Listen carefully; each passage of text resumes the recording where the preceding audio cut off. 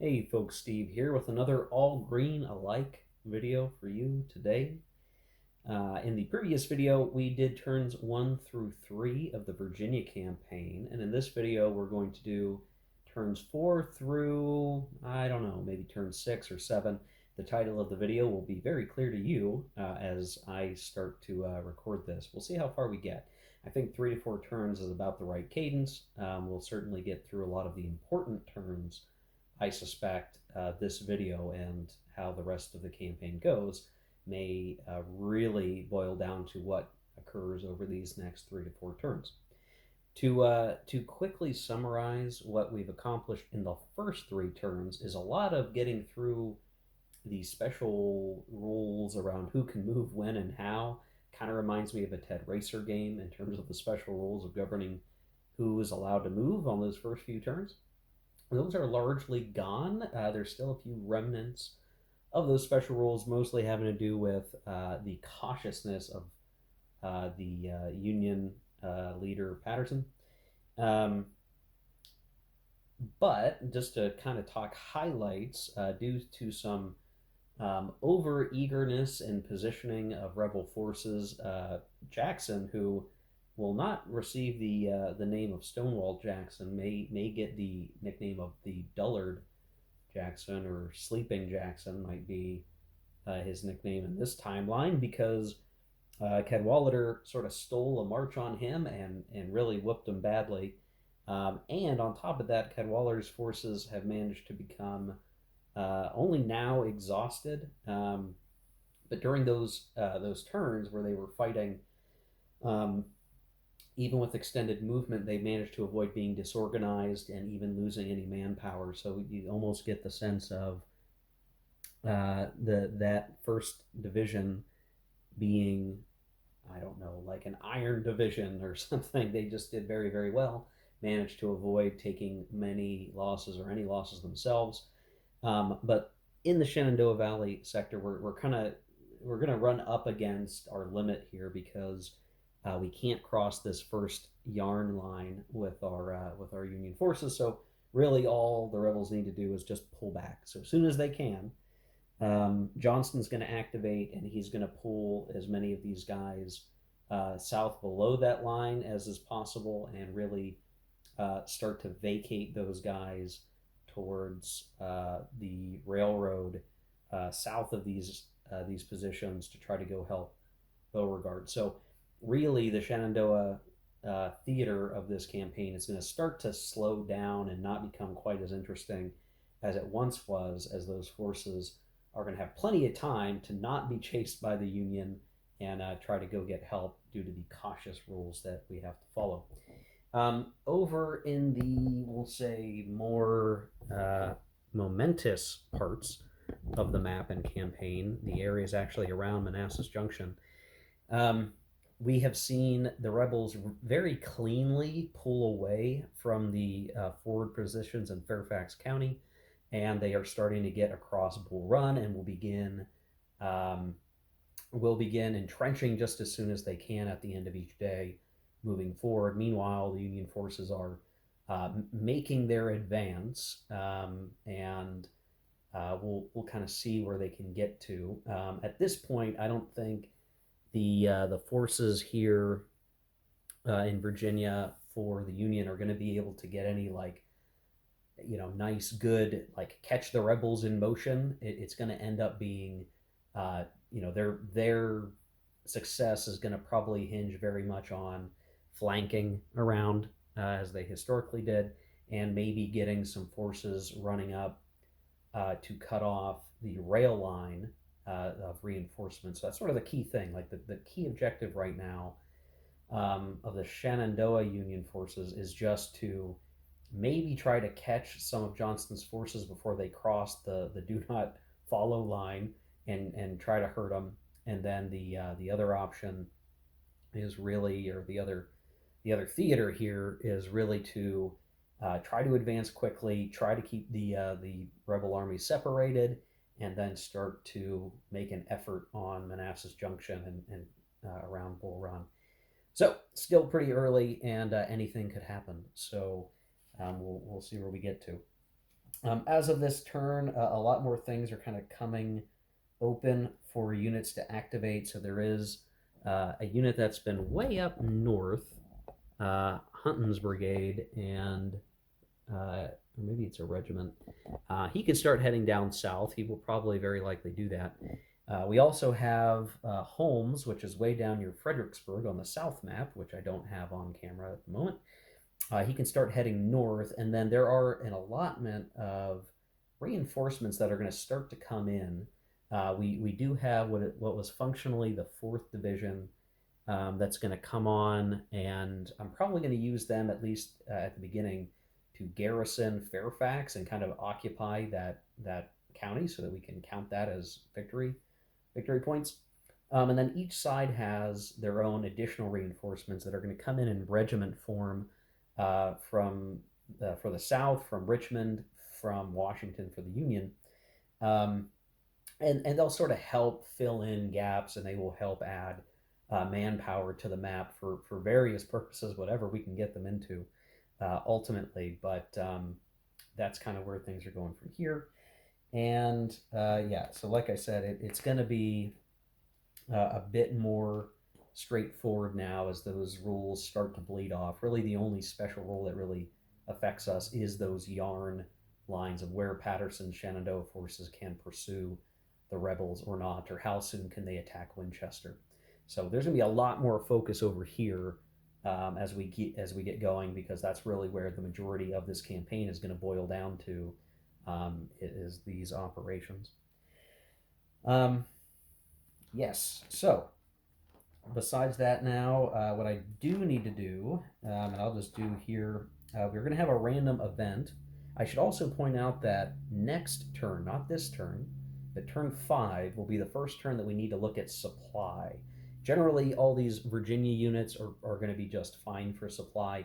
I will need to look at the Shenandoah, where the Union is kind of pushing past what I would think of as like their real main um, supply situation. So we'll have to watch that. Anyway, we're gonna do the random events, and we get an 8, which is no event. Okay, so fair enough, no random event there. Harper Ferry phase doesn't matter, and then reinforcements, we are going to have to look at a few things there. So what I'm going to do from here, I'm going to just kind of play through a little bit. So we'll be starting again turn 4, and I'll probably cut in partway through that turn and kind of show how the situations are developing. And we'll just kind of keep that cadence. In this video, I'm definitely not going to be showing as much as I've shown previously, which means this video ought to be shorter, depending on how much commentary I have. There'll certainly be a lot less shown directly on camera. So you're going to see the highlights and the progression over these next 3 to 4 turns. Okay, first I want to show just very quickly, still near the beginning of turn 4, the rebels did get a reinforcement, and we decided to have them pop into this railroad hex, which is also a railroad station, to help guard the flank along the railroad, so that if the Union does try to cut along and through down to the railway, we at least have one unit in Gainesville to kind of hold it open, so it's not just simply empty, and we can at least have some forces there. I need to think through, how else I want to operate, but that certainly helped. And then what I also did is I had both rebel armies try to do a night march. They both succeeded, and all I really wanted to do with that is to pull some of these units that were trying to get to the other side of the river to finish their march, or to get over there early, and I can kind of leave them there in that defense posture for a while. And I succeeded in doing that. So you can see now we're behind the river line. Evans is coming down. I'm going to put him in Lewis House. And then we still have our cavalry sort of blocking some major maneuver roads, which will help slow down the Union. Up in the Shenandoah, however, which I had also gotten a night march. Basically, Johnston's managed to pull all of his main forces, even beat up Jackson below the caution line, if that's what we want to call it. So in this safe little band, we could stay there forever, and basically not worry about being pursued by the Union, as far as I can tell. I mean, I don't know how else to look at it. So our main deal is how to try to.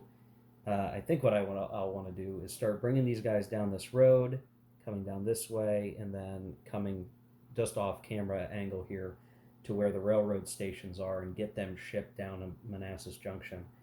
Now that's still a fair number of activations, so they're not going to be there right away. It's still going to be some days, probably, before they're all down there, but they're at least safe here, and we don't need to worry about getting away. Had they not succeeded in the night march, or not tried, the Union would have tried to take some dangerous pot shots at these guys and just try to attack them when they could to do some level of damage or slow them down or fatigue them.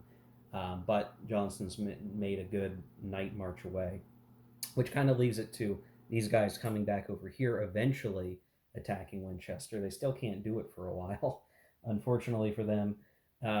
It all matters on when the rebels decide to cross this line, which is kind of weird.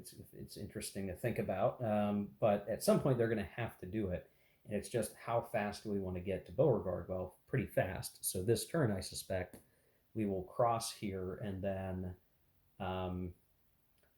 the second turn after, these guys can eventually be attacking Winchester, which by the time they can, a lot of these strength points, these manpower will have left from the enlistment issue. So again, just this Patterson caution rule being a real thorn in the side of the Union to be able to make an appreciable difference from history, right? I mean, it just, we're being struck with a historical constraint here. It would sure be nice if we didn't have to worry about that, but them's the cards. So right now, still feasible for Johnston to get down to Manassas, to be well prepared to fight the Union on equal terms and operate that way. The rest of the reinforcements, the rest of all that good stuff is kind of over, and so now we're basically going to have the normal initiative, and we'll see who will be going first with normal initiative. It's still the rebels. The rebels won the initiative, so what they can probably do is focus on either Evans there, which feels like a good idea to get him safe, maybe even him moving down. We could also continue to move Johnston. So it's just more, what's my primary focus this first activation? I think I would like to get Evans further down and safe for the moment so that he can get into the river line. I'll probably do that. And then from there, we'll just play through for a while and show the results. Okay, just quickly showing we're in the late stages of turn 4, but we're not quite there yet. Johnston has his guys all together. Jackson's going to become the leader of the Winchester defense once he bucks up from his depression of being demoralized. But these guys are getting pretty close to where they're going to need to be for the rail, but they have to be fatigued 0 and 1. So it's going to still take a little while for them to get to the train station, get recovered such that they can get in there. So it's kind of a crucial time, and in fact, it's very crucial right now because over here you can see the situation is developing pretty significantly. The Union has kept good order on the approach, and in fact, Heintzelman's taken a real gamble by coming through here on a really good Union die roll to get behind Ewell's position through the difficult terrain. We just, historically, the Union just said, we're not going to push it, but we're making a gamble here. And very significantly, it could have gone very poorly. The Union has won the initiative after that movement, which, Franklin's at 2 fatigue. Heintzelman with Wilcox are at 1. So we actually can choose to make something happen here if we so choose. And we've kind of got a couple different ways that we could try to tackle it. Right now, the Zocs project into here, into here, into here, and into here. And so we could, while there's no crossing right across from Heintzelman, he could, there's a couple different ways we could do this. Because he's covering here and here, those are not going to be legal retreat places. Uh, Retreating here, here's in Zox, so he's actually in real deep trouble at the moment, and so it's going to be, uh, boy howdy. I'm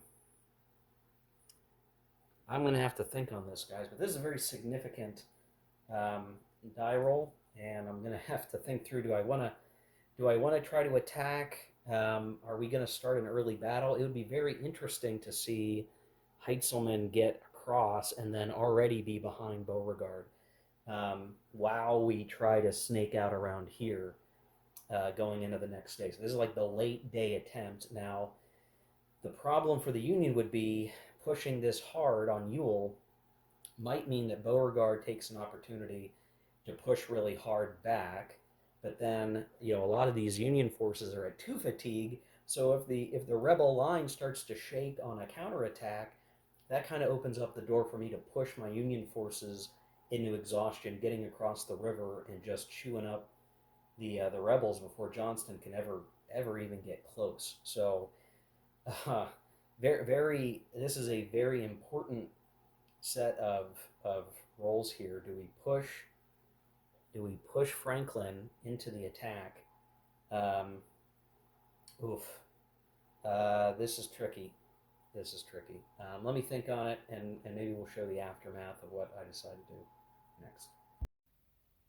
Okay, so I played through a couple of initiatives, and things are not looking good for the rebels. So the first main thing that happened is that we did attack with Franklin. We were willing to push him further. He was the better attacker, not attacking across the river. That pushed him to extended march. He passed that with a die roll of two. And then the attack actually went very, very well for the Union. We had a really good spread that forced Ewell out pretty badly. And actually, he's supposed to be, no, he's not exhausted yet, but he will be. So he took what really he took two manpower losses on the initial result, and then he lost another one retreating through Zox. The retreat rules and the retreat priority, I had to really sit down and think about it for a while and talk through it to myself because this retreat really mattered on like what is the true priority, where can you really go, and it ended up being he could retreat to here because it was further away from the active unit, and then he was able to start retreating this way, and then I kind of pulled him back over this way after he had to retreat farther away for 4 hexes. So that's a really important thing to walk through. So if you're new to the system, the retreat rules are hyper important.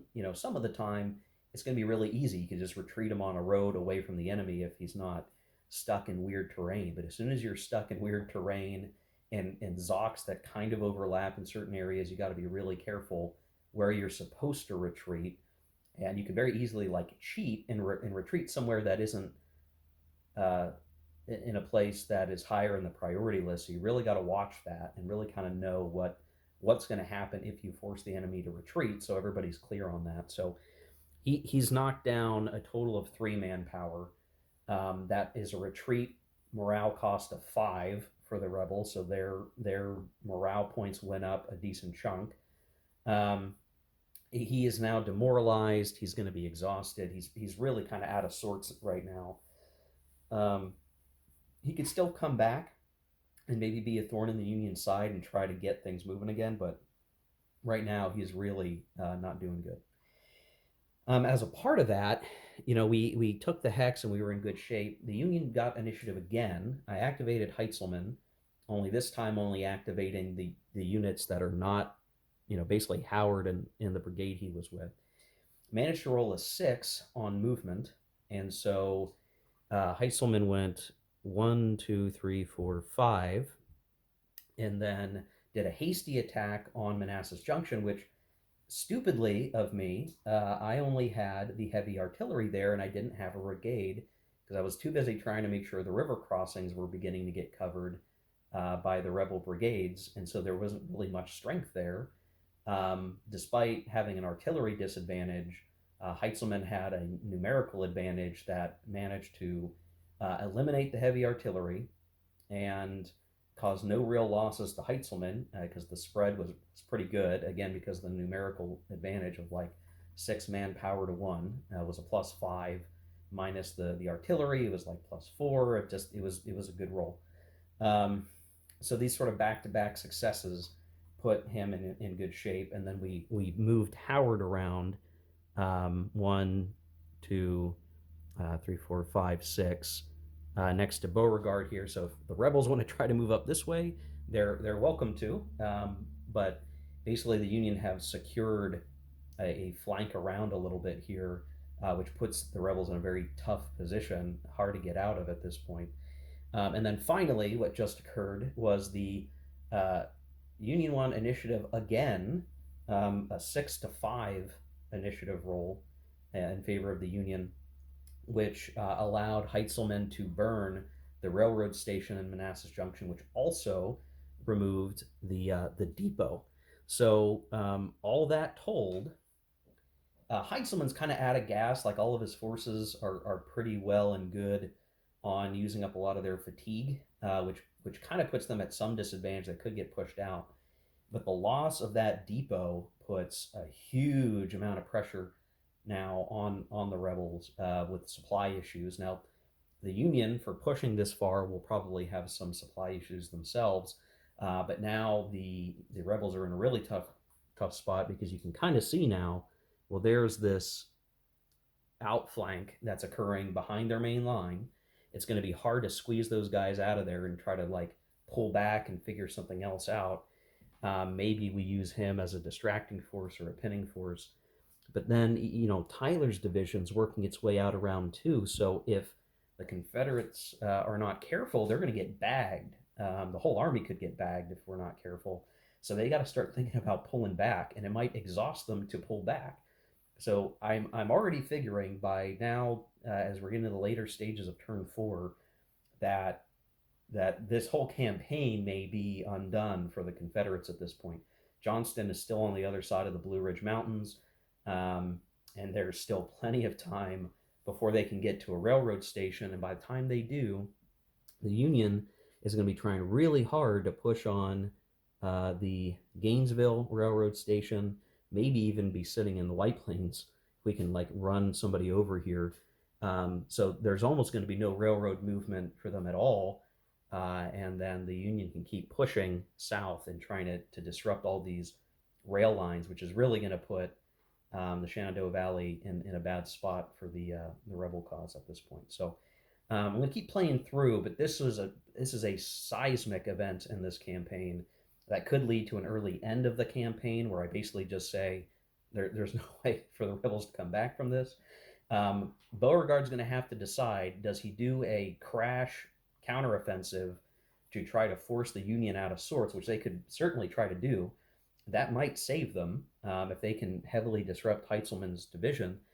Um, that might be the sort of very active counterattack perspective. The other would be more passive and timid, which would be to try to pull everybody out and make a mad dash to get across Broad Run down here. But even that's kind of a losing proposition at this point. So do you try to save the army, or what? Like, what can you do in this situation? I think we've got to decide that here very soon as the rebels. But I'll keep playing through and we'll see what happens.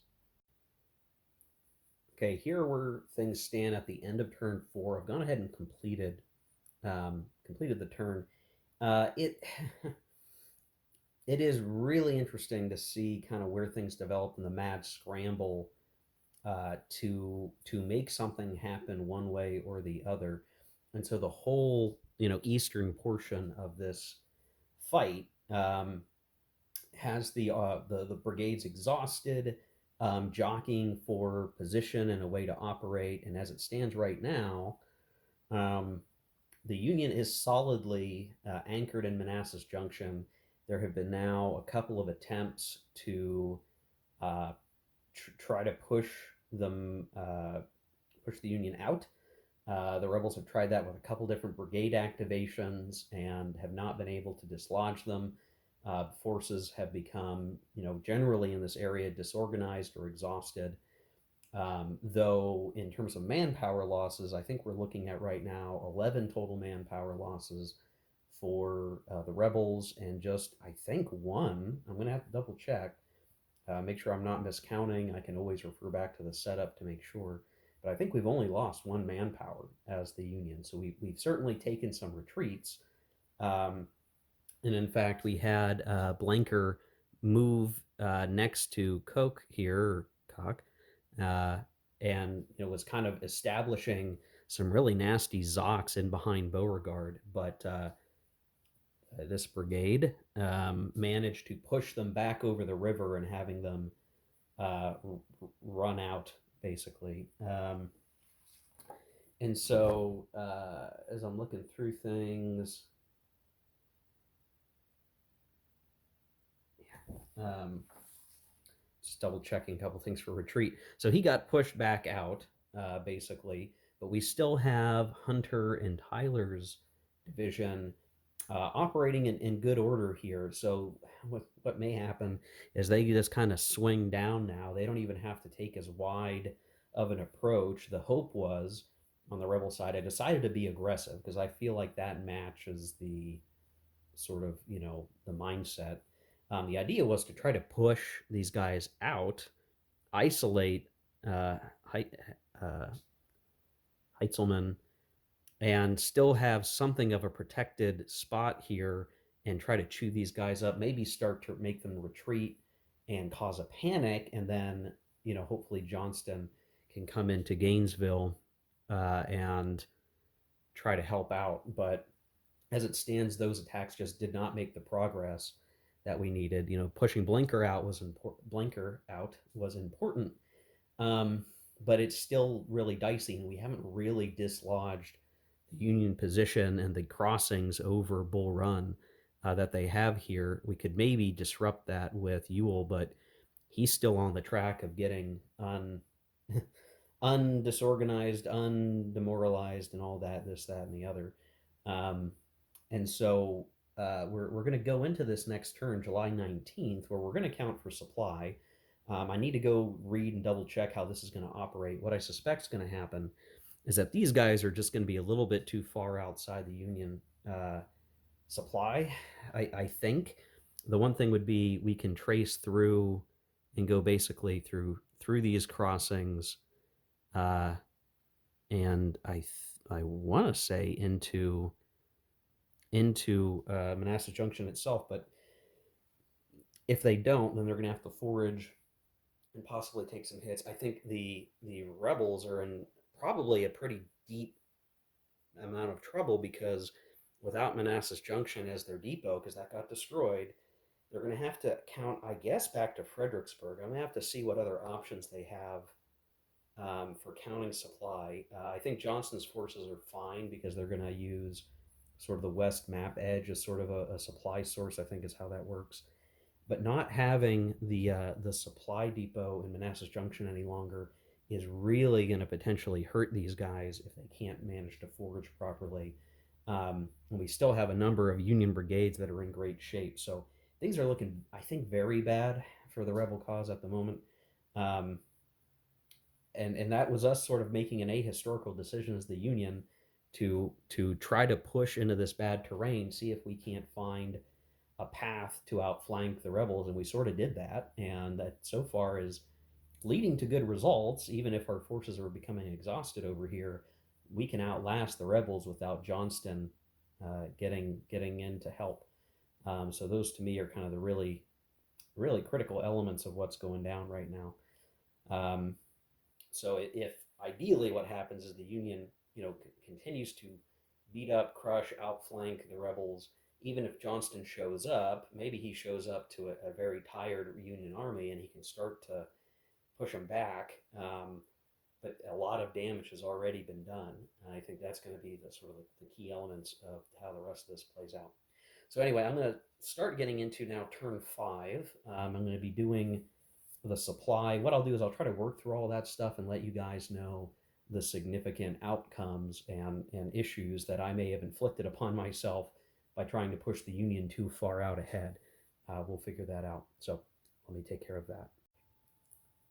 Okay, here we are at the beginning of turn five, or I guess not really the beginning. It's just before the action phase of turn five, and I've applied a number of out of supply markers down here in the Virginia area. Um, Basically, because we have taken Manassas Junction, we destroyed the depot in the previous turn.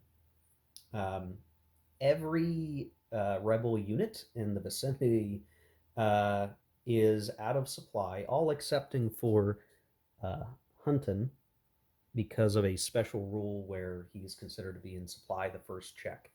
I assume based on local supplies in Loudoun County.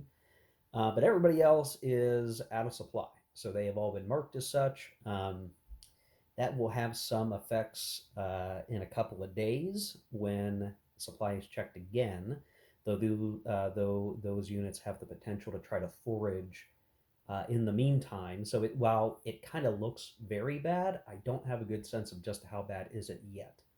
But it's certainly not an ideal situation for the United States Army. What's amusing is that both Heitzelman here in Manassas Junction, as well as Sherman, way out on the right wing, um, each and every one of those guys are like right at the very, very, very edge of the 25 hex supply line of the Union forces. They do control Fairfax County. Technically, I believe they're considered to have occupied Prince William County. But either way, tracing back to the off map supply depot, which is 6 hexes off the map edge, 19 gets you right to here from Manassas Junction. So they are just barely in supply, and only because I had moved Franklin up to cover the road, which I sort of did, thinking that would matter for supply, and it ended up actually mattering quite a bit. There is the Union cavalry that is out of supply over here. He's just too far out. I sent him out too far afield. We'll see how much of an effect that really has. But the fact that the rest of these Union forces are fine and dandy, we'll have to see the long term effect of that. What it does mean is, I feel pretty good about continuing the present operations to try to beat the heck out of the rebels while I can. Um, the morale levels decreased in half. So, as a result of the previous combats, both the Potomac armies of both sides were at 6 morale. That has been cut in half to 3. So, still a while before anyone's going to panic. Um, but I will note that Patterson's forces did take some manpower losses due to the enlistments ending. That's going to continue to happen.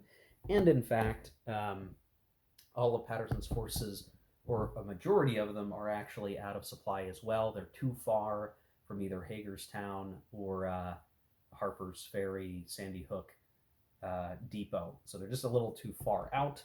I don't expect there to be too much craziness there, but just something I need to watch out for.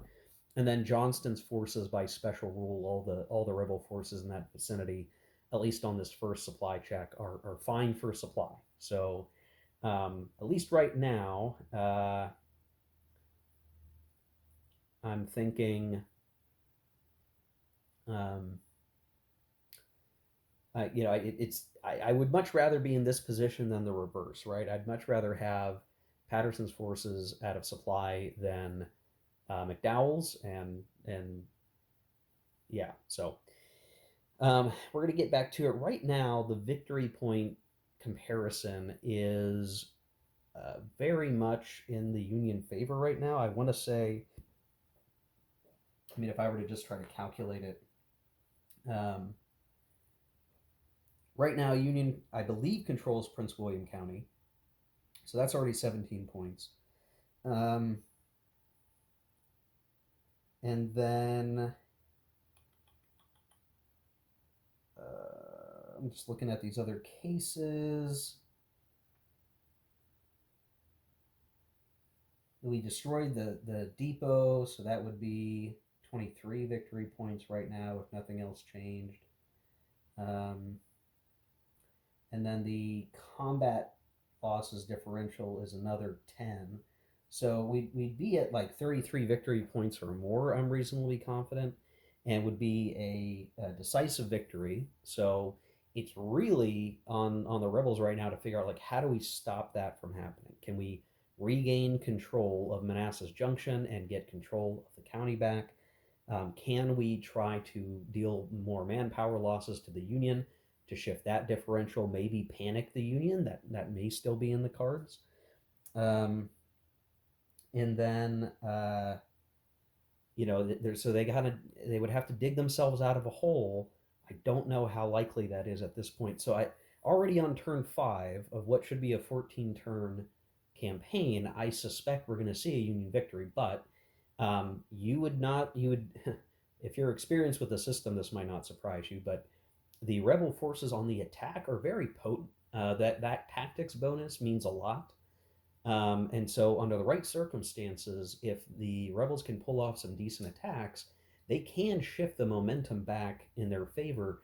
But they're really digging themselves out of a bit of a hole here. So I'm going to play through a few initiatives here in turn 5, and we'll see where we get. I also want to point out before the action phase really gets underway that for the random event for the turn, we actually got Union command paralysis.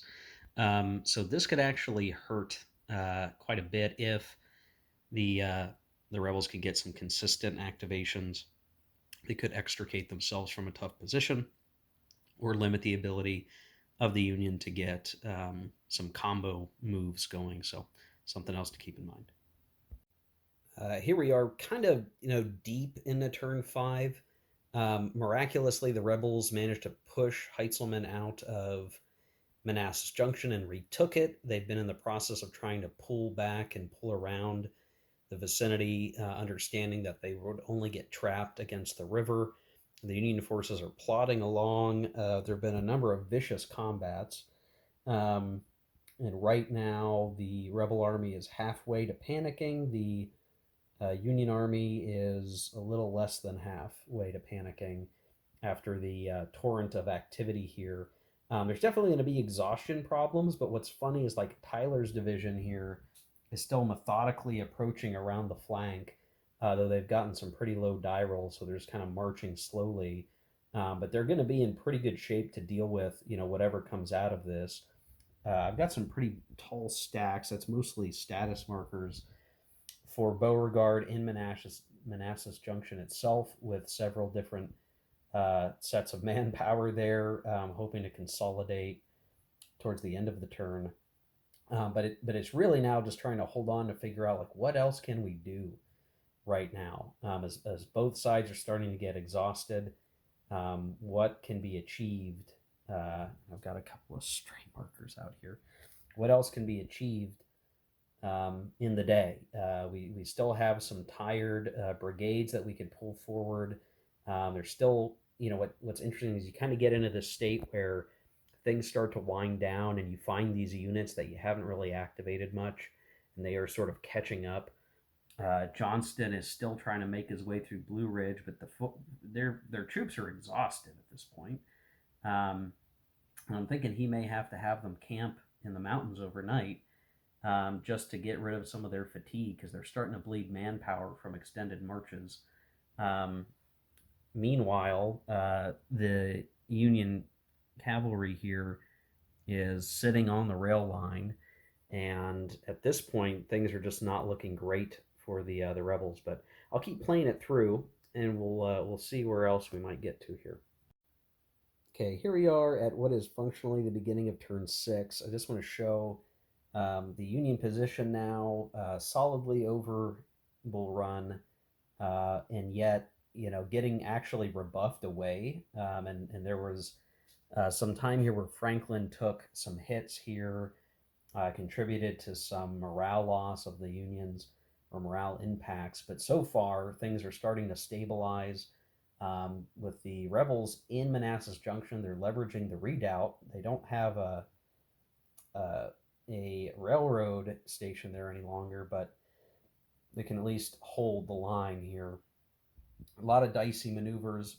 Tyler's still trying to actually get in the fight, which for the Union will be valuable because he's pretty much in good order, full strength. That's going to start to become a real problem as the rebels continue to degrade, they're out of supply, they can't get organized even if they wanted to be. And that's probably the main key thing, is that no matter what your fatigue level is, if you're out of supply, you're going to stay disorganized. And so we had a couple of units manage to forage, but the majority have not down here. The Union cavalry did not forage successfully, unfortunately. So things are just kind of like reaching some level of stability. Um, but I think the crushing manpower difference is going to spell some doom over time. Johnston's still trying to get through the mountains. He's just having to find a way to rough it. And at this point, with the rail line well and screwed up, they may just take the northern road there and try to outflank the Union position. There's still hope for that. However, he's started to bleed off um, some strength points a little bit here, and they're going to be showing up kind of battered and beaten, to be honest, of rough marching, trying to get down. The other thing is, at the beginning of this next turn, and you'll notice that the Union has managed to forage, because the forage value of the Shenandoah Valley is actually quite good. Only one unit failed to forage. Um, this coming turn now, uh, the restrictions over here are over, and really the thing that we have to worry about is crossing into Warren County. So, really the barrier, the yarn barrier, looks like this now. But this leaves open the potential for Patterson's forces now to begin to activate again, after hanging out and chilling in the valley, to start going towards Winchester. And there, Jackson is busy trying to recoup and remoralize and just hold the defense of the valley. But he's going to have a number of still decently strong brigades out here. The only problem is they're going to start to disappear even more so with the manpower removals, which is something that the Union is going to have to start grappling with more and more each turn, which is going to probably just become very problematic. So it's still, the pressure is still on. The important thing is to maintain contact with the rebels around Manassas Junction and eventually either surround or bust them up. I've tried to think through if the rebels should retreat behind Broad Run, and I don't know what else I can do. I feel like if we get fortunate and the Union has some bad die rolls, maybe some counterattacks would actually shift the situation quite a bit. Um, and we may still do that. I mean, all it would take is some really hard pounding. We might be able to trigger a panic, but each passing day it gets harder and harder to figure out how that would happen. The alternative would be for Johnston to move along the road or rail line and kind of flank the Union position, but he's going to have to contend with Tyler. So every swing of the dice, it's a tug of war at this point. I might have thought that the rebel position would completely disintegrate, but they've managed to rebuff some Union attacks. They've managed to do some minor counterattacking to kind of keep the Union from getting a really solid encirclement salient situation. So it continues to be quite interesting. But I'm gonna run through the beginning parts of turn 6, and we'll show kind of where we get to with that. Okay, getting through the preliminary steps of turn 6. The random event this turn, which is honestly a bit scary, is rain.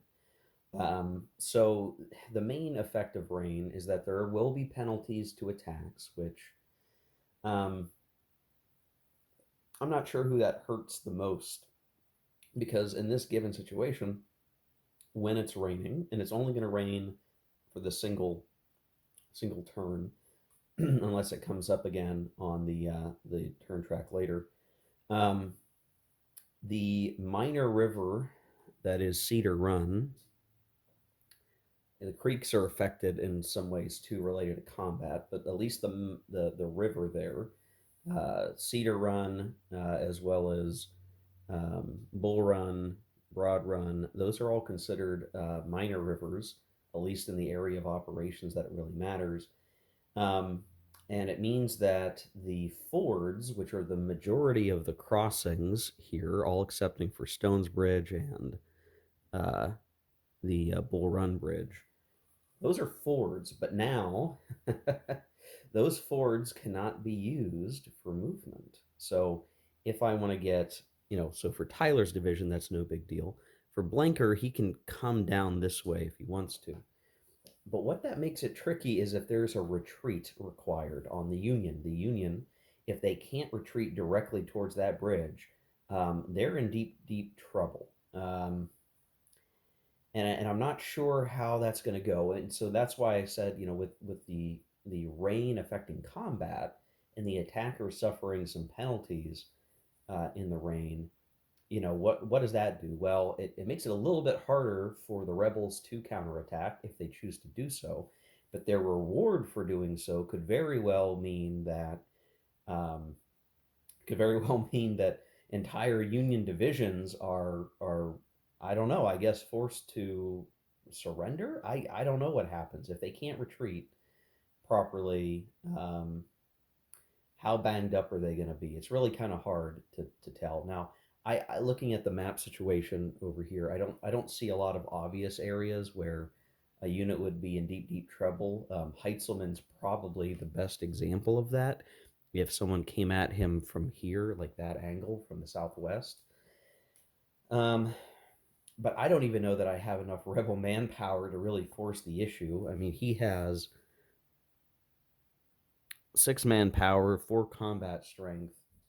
We'd have to have a pretty good attack to do that. And right now, the best rebel brigade is the one with Beauregard, who has 7 manpower, despite being disorganized and this, that, and the other. But everybody else, I was poking around the stacks. They're all pretty worn thin, actually, and I, I'm almost thinking about trying to do a night march and maybe just evacuate behind Broad Run, if not for the rain. So really, the rebels can't get away either. And when I look at the Broad Run situation here, the Broad Run Bridge right there is the only place um, that the rebels can retreat, and and units in Manassas Junction can certainly retreat that way, unless they get wrapped up with somebody behind them or something.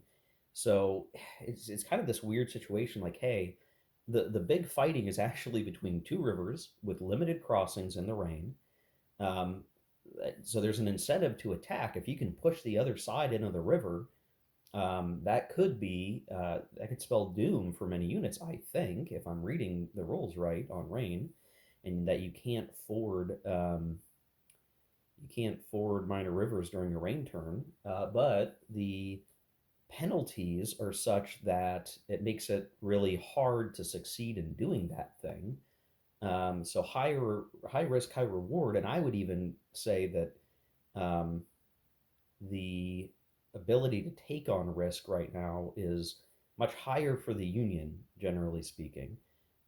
So if something can happen here, it would be Tyler's brigades, his division, coming around and sealing the box here on the river, and potentially being supported by the existing Union brigades in the area to kind of box in the rebels and kind of end this whole campaign, which is conceivable. Like it could happen. It could happen that way, and this could be a pretty major ultimate victory for the Union. Of course, the reverse could maybe happen if we took Beauregard's brigade that he's in charge of. I forget the commander underneath who commands the actual brigade itself, but Beauregard could take his 7 manpower stack and just try to make something happen. And if he gets lucky, he's gonna eliminate tons of Union troops. Maybe if he can do it, if he can manage to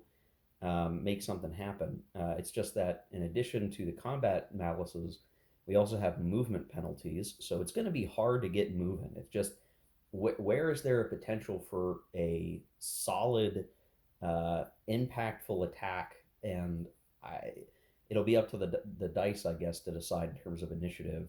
what can really happen here, and it's going to happen very slowly, whatever happens.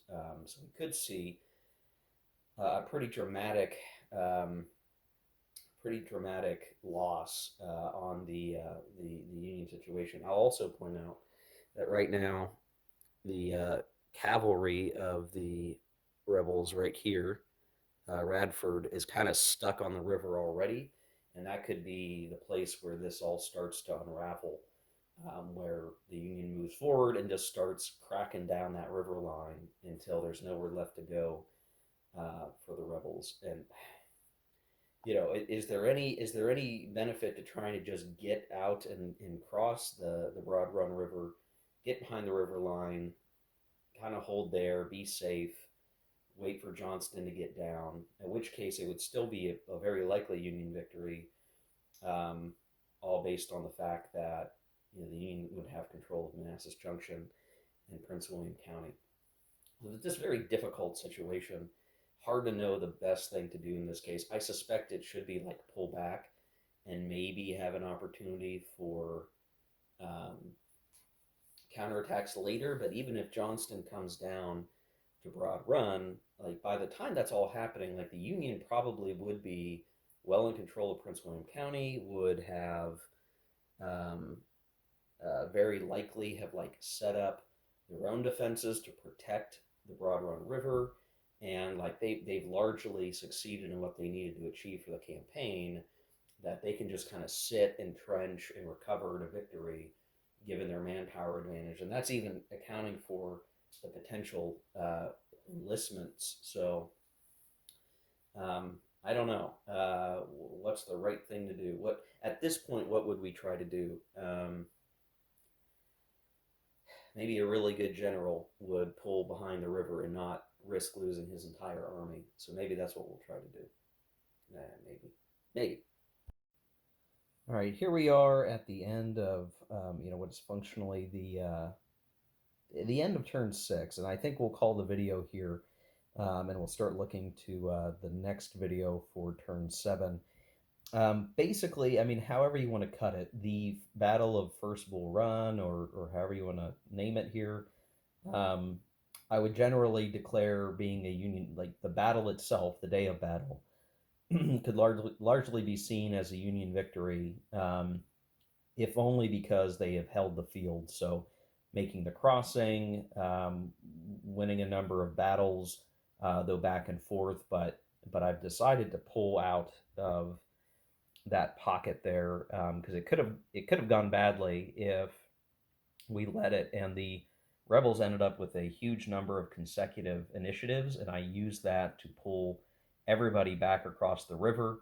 I'm expecting or hoping, because they're kind of in a precarious position because of that single bridge crossing, um, that they can at least get across Broad Run and then start setting up.